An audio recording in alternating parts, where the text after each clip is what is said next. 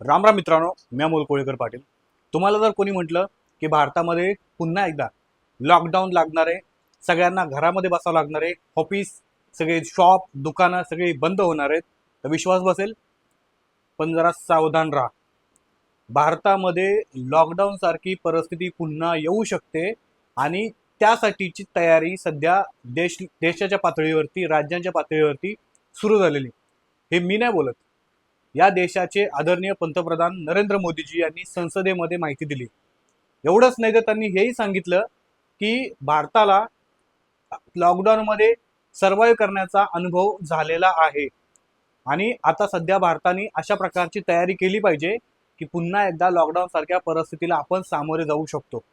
हे स्टेटमेंट छोट्या मुलांनी दिलं नाहीये, एखाद्या आमदारांनी, मंत्र्यांनी, खासदारांनी दिलेलं नाहीये, या देशाच्या पंतप्रधानांनी दिलेले.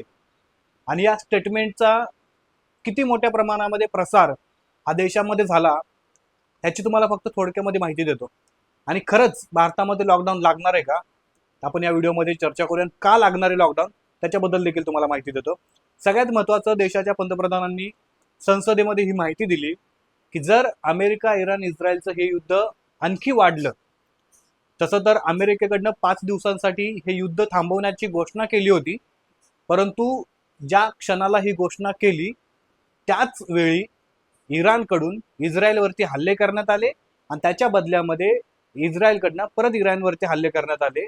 म्हणजे अमेरिकेच्या या संदेशाला, अमेरिकेच्या या 5 दिवसाच्या युद्धबंदीच्या आदेशाला केराची टोपली दाखवली दोन्ही देशांनी, इराणने आणि इस्रायलने मिळून.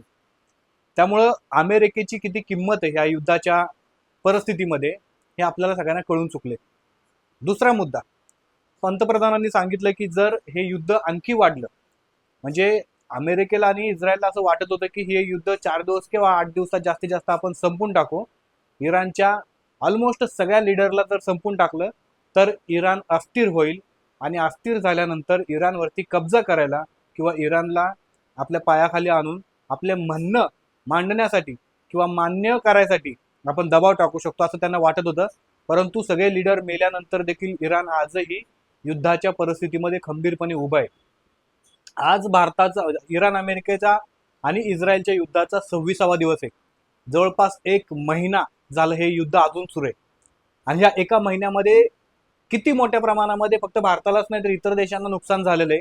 परंतु इतर देशांचं बघण्यापेक्षा आपण भारताचं बघूया, कारण देशाच्या पंतप्रधानांनी लॉकडाऊन सारख्या परिस्थितीला पुन्हा सामोरं जाण्याची देशातल्या जनतेला आव्हान केले. आणि त्याच्यानंतर देशातल्या जनतेने काय केलंय माहितीये तुम्हाला? रोज म्हणजे जसं पंतप्रधानांनी काल सांगितलं की भारताला लॉकडाऊन सारख्या परिस्थितीला सामोरे जावं लागेल, अनेक ठिकाणी, अनेक पेट्रोल पंपावरती लोक लाईन लावायला लागलेले. एवढंच नाही, अरे मोठमोठे टेम्पो डंपर घेऊन यायला लागलेले, त्याच्यामध्ये हजार हजार, 2-2 हजार लिटर, जसं जसं त्यांची अवकात असेल, ऐपत असेल त्या हिशोबाने सेव्हिंग करतायत, रिझर्व करतायत. आणि या सगळ्या गोष्टींचा किती मोठ्या प्रमाणामध्ये फटका बसणार आहे तुम्हाला माहिती आहे.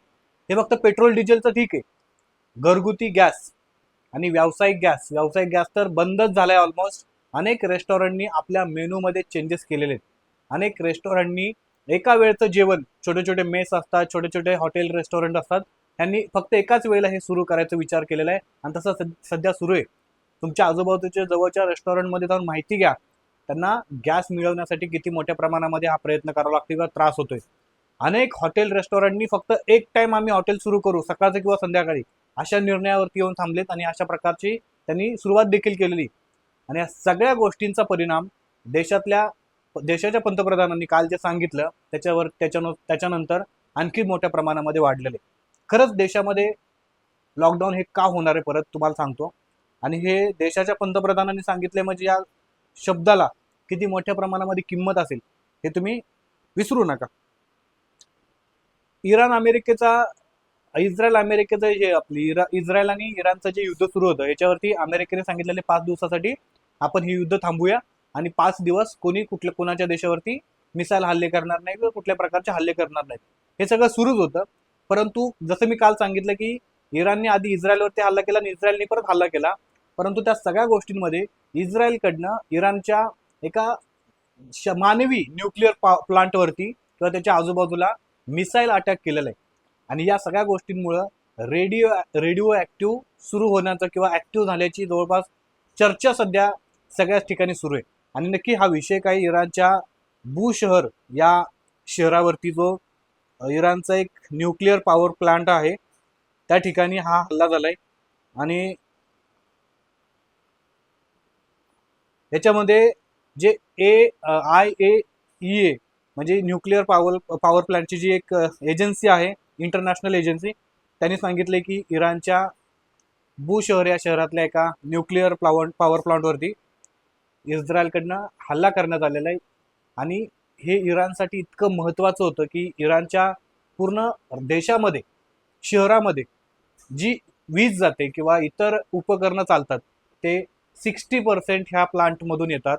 त्यामुळे ह्या प्लांटला जरी धक्का लागला असेल किंवा ह्या प्लांटचा रेडिओ ॲक्टिव्ह जर ॲक्टिव्ह झाला असेल तर किती मोठ्या प्रमाणामध्ये इराणला ह्याचं नुकसान होणार आहे. आणि त्याचबरोबर इराण हे युद्ध किती लांब घेऊन जाऊ शकतं. त्याच्यामुळं या सगळ्या गोष्टींचा परिणाम भारतावरती होणार आहे. मला एका गोष्टीचं डाऊट आहे किंवा मला एका गोष्टीचा प्रश्न आहे की ज्या पद्धतीनं देशातलं सरकार असेल, राज्यातलं सरकार असेल, सगळीकडे नोटिसा काढते आणि सांगते की आमच्या इथली पेट्रोल पंपांना सांगते की आमच्याकडे पेट्रोल भरपूर आहे, गॅस भरपूर आहे, अमकं तमकं भरपूर आहे, रोज इराणमधनं आपल्या देशाकडे बोटी येतात तेलाच्या. एवढं सगळं असून देखील आजही व्यावसायिकांना गॅस मिळत नाहीये. ही कुणाची मजबुरी म्हणा किंवा कुणाचं मिसप्लॅनिंग आहे? सगळ्यात महत्वाची गोष्ट, जर सगळं सुरळीत आहे तर व्यावसायिकांना गॅस का नाही मिळत आहे? आजही कुठल्याही व्यावसायिकांना जाऊन सांगा त्यांना गॅस कशा पद्धतीचं मिळतोय. आणि या सगळ्या गोष्टींमध्ये लोकांमध्ये भीतीचं वातावरण झालेलं आहे. आणि लोकांनी डबल डबल टिबल टिबल गॅस हा सेव्हिंग स्टोरेज करून ठेवायला सुरुवात केलेली. आणि या गोष्टींचा रेग्युलेशनसाठी किती मोठ्या प्रमाणामध्ये नुकसान होणार आहे आपल्याला सगळ्यांना माहिती आहे. त्यामुळे येणाऱ्या काळामध्ये जर भारतामध्ये लॉकडाऊन झालं तर त्याच्यामध्ये विशेष काय वाटायला नको. कारण आपण भीती पसरवत नाहीये, आपण कोणाला घाबरवत नाहीये. देशाच्या पंतप्रधानांनी स्वतःहून सांगितले की भारतातल्या जनतेने कोरोनासारख्या परिस्थितीला सामोरं जाण्याची पुन्हा एकदा तयारी करावी. आणि हे काय सर कुठला छोटा मोठा नेता किंवा आमदार खासदार बोललेला नाही, देशाचा पंतप्रधान बोललाय. त्यामुळे या गोष्टींमध्ये किती वजन आहे तुम्ही लक्षात ठेवा. आणि जर अशी परिस्थिती झाली तर भारताचं सरकार, युद्ध दुसऱ्या देशांमध्ये सुरू आहे पण त्यांच्यामुळे जर भारतावरती लॉकडाऊन करायची वेळ आली तर याच्यामध्ये अपयश कुणाचं आहे आणि फेल्युअर कोणाचं आहे? तुम्हाला काय वाटतं? तुमचं म्हणणं काय ते कमेंट करून नक्की सांगा. आणि जर का उद्या लॉकडाऊन सारखी परिस्थिती निर्माण झाली तर पुन्हा एकदा लॉकडाऊनला भारत तयार आहे का? भारताची जनता तयार आहे का?